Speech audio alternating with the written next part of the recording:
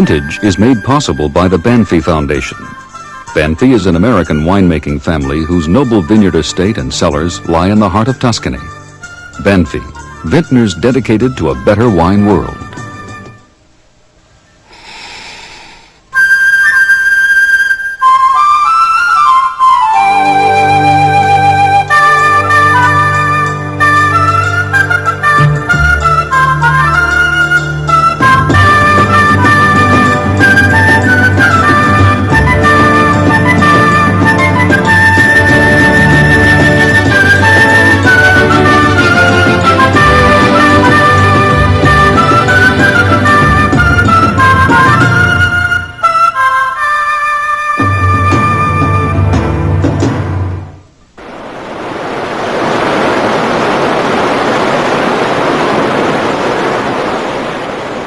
The Caucasus Mountains in the south of the Soviet Union divide Europe from Asia. Their snowy peaks dwarf the Alps. The ancient Romans called them the end of all the earth. They are also the cradle of wine. In this series, I shall be telling the intricate, turbulent, and sometimes mysterious story of wine, one of nature's greatest gifts to men. How men have used it and abused it, how they've varied, developed and perfected it, until now its varieties are without number. Wine is a paradox. It is a food, simpler in a sense than bread. For bread you need a recipe. Wine can make itself. And yet it's a substance so highly prized that a single bottle of it can sometimes fetch as much as a great work of art.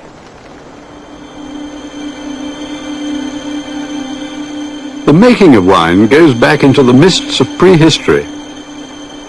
Here in Georgia, in the foothills of the Caucasus, are lush green valleys with an amazingly rich and diverse plant life. There are trees and climbers here that are found nowhere else.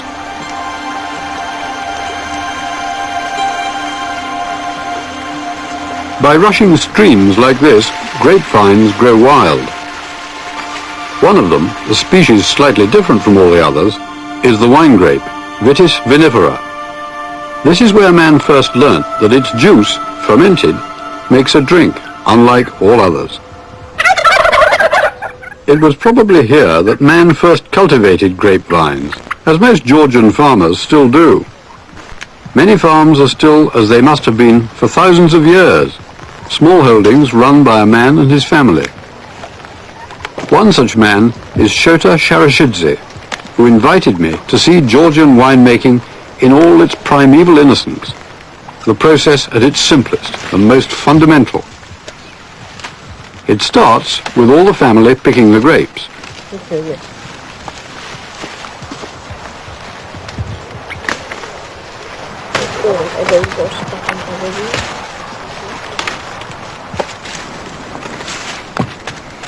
Shota empties the baskets into a hollowed-out tree trunk.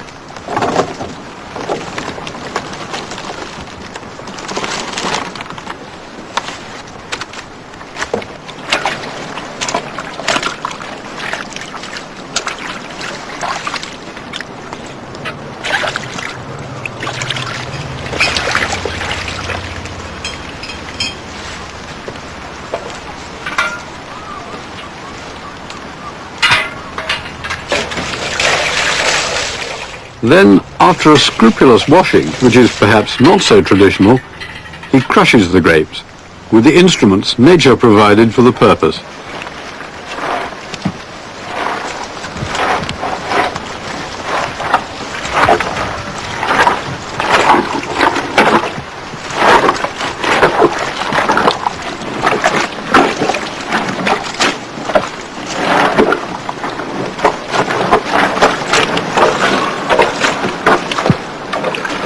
Finally, the crushed grapes, juice, skins, pips, stalks, everything, are drained off into a big clay jar called a qvevri and simply left for nature to do its work. Here are my qvevris which are buried in the ground. This is my open-air wine cellar. I'll open one for you.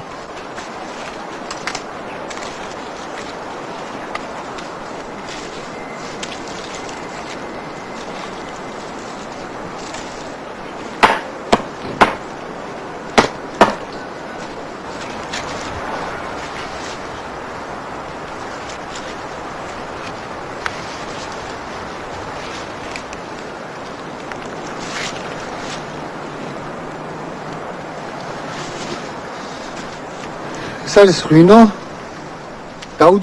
wine hasn't quite finished fermenting. It's a new wine, but there is also mature wine here. This is the copper made from a gourd. It's used for scooping wine from the qvevri.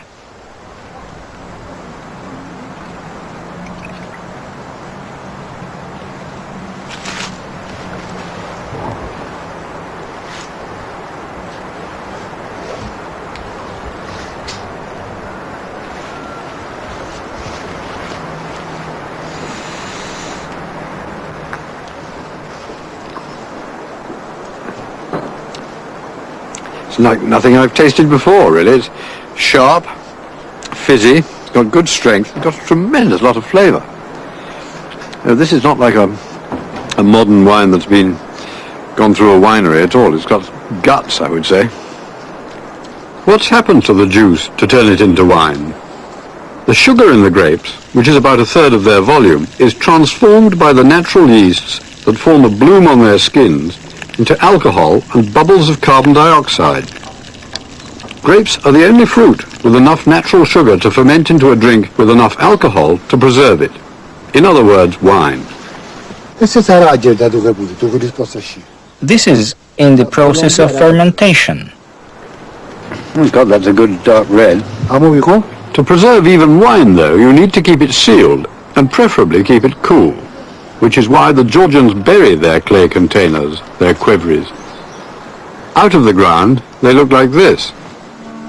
Qvevris have been found from as far back as 7,000 years ago.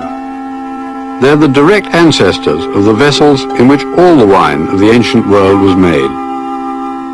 The Bible bears out the archaeological evidence that this is the region where wine began. Mount Ararat, where Noah's Ark landed, is just to the south of Georgia. Noah first disembarked the animals, we're told. The second thing he did was to plant a vineyard and make wine.